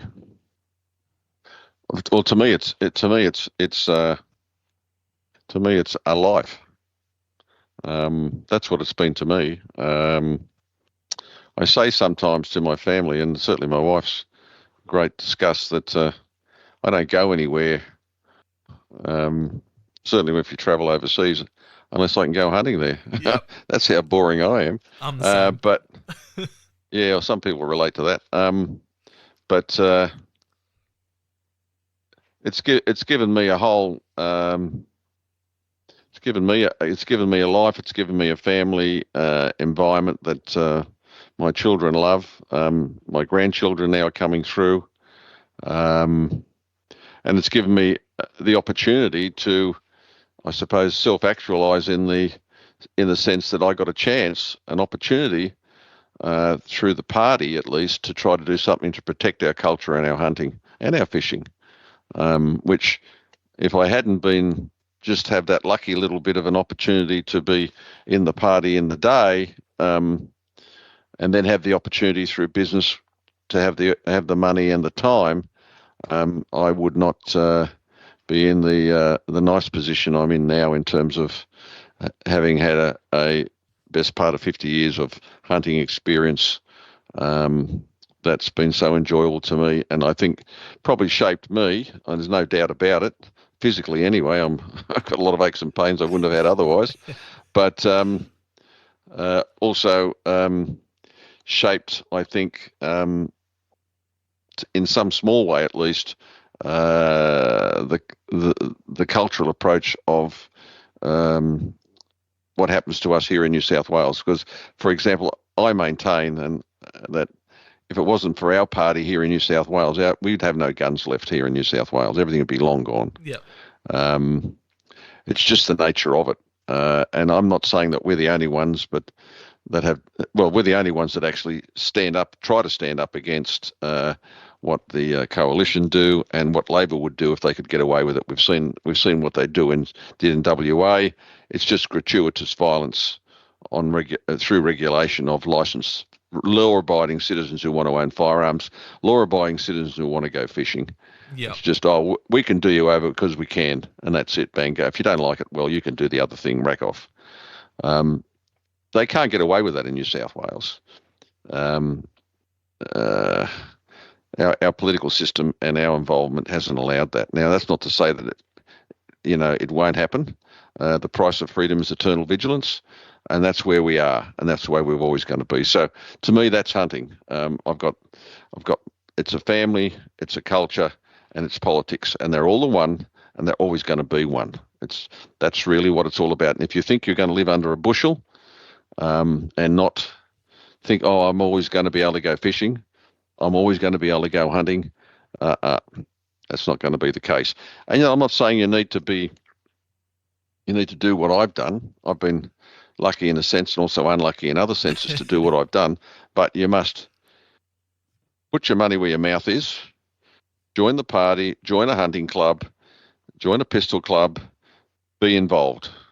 Even if it's only just to have a membership to one or more clubs, put some money into it, put some time into it, and think about what you do on a day-to-day basis, that you always show yourself and your culture in the best possible light. I can't say much more than that. No, that's absolutely perfect. You hit the nail on the head, and you've covered everything there. It's definitely my favorite question out of and it's something I look forward to at the end of every podcast, just because I know that there's going to be, each person's going to have their own unique way of expressing it, but it all links very similar to what everyone else says. The family, it's made them who they are. It's spending time out in the environment, And, you Yep. know, something that you hit on the head there is, you know, it's something that we have to fight for because we don't have the rights to it. Like, you know, places like America, we have to fight. You know, I became a member of the Shooters, Fishers, Farmers Party this year, you know, and I've been encouraging everyone else to as well, you know. And, you know, with this podcast, I'll be putting another push up for the Shooters, Fishers, Farmers Party because it's definitely something that we need. You know, I've always avoided, you know, being parts of clubs and always just done my own thing with my mates. But it's definitely something like you said there. We need the numbers in the clubs, If you don't, you know, a lot of people. I'm just going to quietly go under the radar. There's no radar anymore. You know, think about it from an internet point of view. Think about it from these things. You know, I mean, there's no privacy anymore. Yeah, you have to be out there and loud and proud. Always do the right thing and handle it in the best possible way you can. And that's the only way that you're going to be able to, in the long term, keep your culture. Whether it's fishing, whether it's hunting, whether it's greyhound racing, whether it's, you know, it doesn't matter what it is. Unless you're prepared to stand up for it, you'll lose it. Yeah, everything enjoyable. They're coming afterwards. Everything enjoyable outside. But, you know, I want to thank you for coming on. Like I said at the start of the podcast, you're someone that has been on my list since I started the podcast. You know, when I went through the whole doxing thing with Anonymous and, you know, got all the hate mail for shooting feral cats, you're one person that, you know, reached out to make sure I was doing all right and, you know, gave me a bit of support. So I thank you for doing that. No, stick it into it, mate. Get back into it. Yeah. Don't be silly. What are they going to do? Write a terrible review about you? Put you on the front page of the Sydney Morning Herald like they did to me? This bloke shoots elephants. Whoopee-doo. I'm happy for it. Thank you very much. Do it again. Exactly. You know? Exactly. You know? The most important thing is they're talking about you for the right reasons, and the right reasons are for thinking people. They'll say, well, why is he doing that? Why are you killing feral cats? Well, very simple.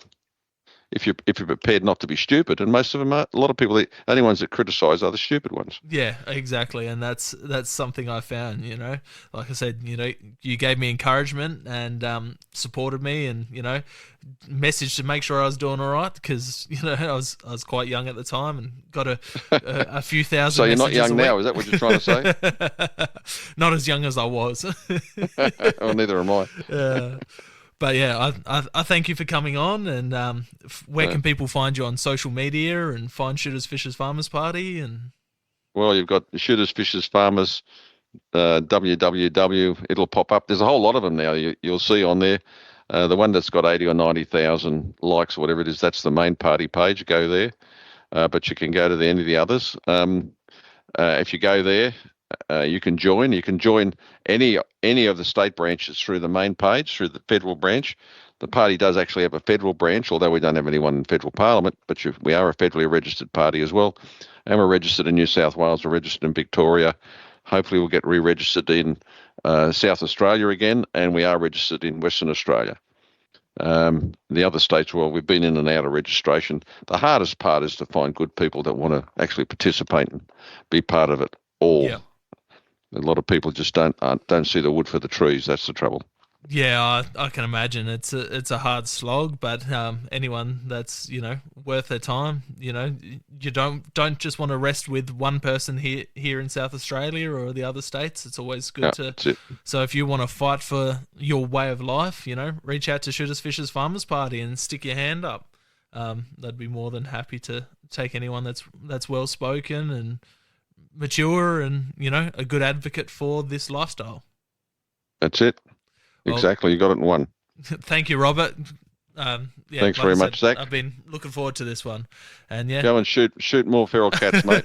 I will. As soon as I find some more, I will. I need I want to get a cat skin hat, but like the Daniel Boone style coonskin hat. Sounds good to me. We'll leave it there, Robert. Thank you very much, mate. Okay, thanks a lot. Cheers. Gotcha. Thank you for joining us on another episode of Hunting Connection Podcast. We hope you've enjoyed our discussions and gained valuable insights into the world of hunting, fishing, and the outdoors. To stay connected with us and never miss out on an update, please be sure to follow us on social media, all at Hunting Connection Podcast. We appreciate your support and would love for you to share the podcast with your friends and family. Don't forget to tag us in your hunting photos on social media and let us know about your experiences. Your feedback is invaluable to us, so please take a moment to subscribe, rate, and review the podcast. Together, we continue growing and delivering more captivating episodes for all hunting enthusiasts.